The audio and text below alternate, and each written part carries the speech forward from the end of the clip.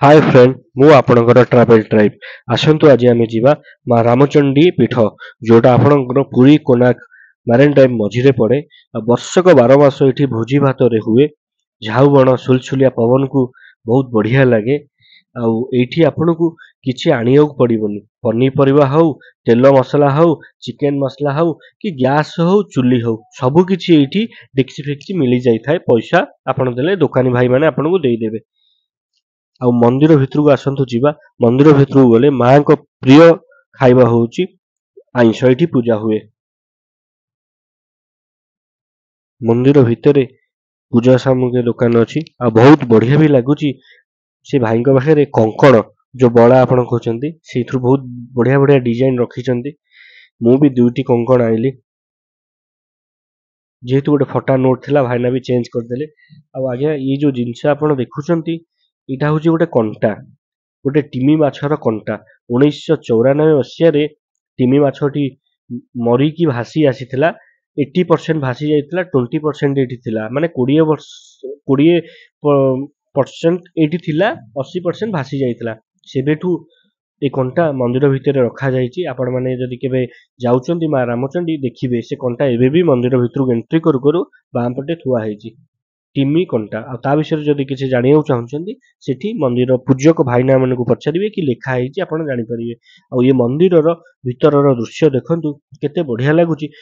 ଆଉ ଏ ମନ୍ଦିରର ପଛପଟକୁ ଗଲେ ହେରି ଆପଣଙ୍କୁ ସି ବିଚ୍ ମିଳିଯିବ। ସି ବିଚ୍ ରେ ଯୋଉ ସୁଲସୁଲିଆ ପବନ ଆଉ ଡଙ୍ଗା ବୋଟିଂ ସାଙ୍ଗରେ ବହୁତ ବଢିଆ। ଯଜ୍ଞ ମଣ୍ଡପ ବି ଏଇଠି ଅଛି।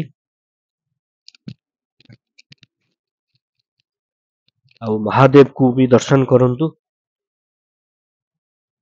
ଆପଣ ମାନେ ଯାଆନ୍ତୁ ଫ୍ୟାମିଲି ସାଙ୍ଗରେ, ଫ୍ରେଣ୍ଡ ସାଙ୍ଗରେ, କପଲ ସାଙ୍ଗରେ, ସମସ୍ତ ସାଙ୍ଗରେ ଆସନ୍ତୁ ଏବେ ମାଙ୍କୁ ଦର୍ଶନ କରିବା।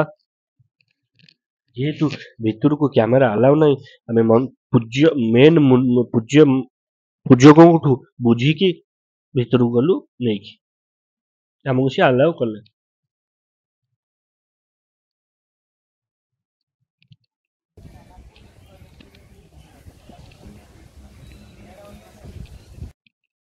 ଆପଣ ଯୋଉ ଇଏ ଦେଖୁଛନ୍ତି ଚୁଡ଼ି ଆଉ କି ଶଙ୍ଖା ବି କହିପାରିବେ ଆଉ କପଡାରେ ଯୋଉ ବନ୍ଧା ହେଇଛି ଇଏ ଆଜ୍ଞା ଗୋଟେ ମାନସିକ।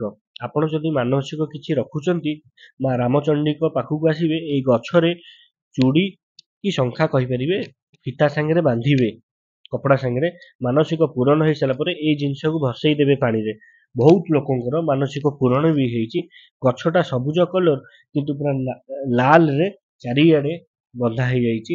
ବହୁତ ବଢିଆ ବି ଲାଗୁଛି। ଯିଏ ବି ଆସୁଛି ସେ ମଣ୍ଡପରେ ଟିକେ ନାକୁ ବସିକି ସେ ଯୁଆଡେ ଯିବା କଥା ଯାଉଛନ୍ତି। କାହିଁକିନା କହନ୍ତି ମନ୍ଦିରରେ ବସିଲେ ବହୁତ ଆରାମ ଲାଗେ ଆଉ ଶାନ୍ତି ବି ଲାଗେ।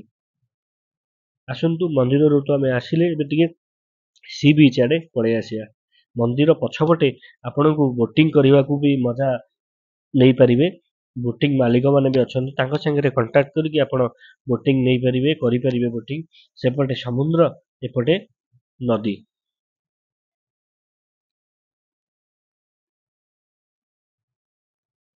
ଆଉ ଏଇଠି ବି ବୋଟିଂ ବି ଜଣେ ଫ୍ୟାମିଲି ବି କରୁଛନ୍ତି। ଦୂରରୁ ଆମକୁ ଦେଖାଗଲା ବୋଧେ ସେୟା, ହଁ ଠିକ ବୋଟିଂ ବି କରୁଛନ୍ତି। ଆପଣ ବି ବୋଟିଂ ର ମଜା ନେଇପାରିବେ। ଆଜି ପାଇଁ ମୁଁ ଏତିକି। ଜୟ ଜଗନ୍ନାଥ, ଜୟ ମା ରାମଚଣ୍ଡୀ।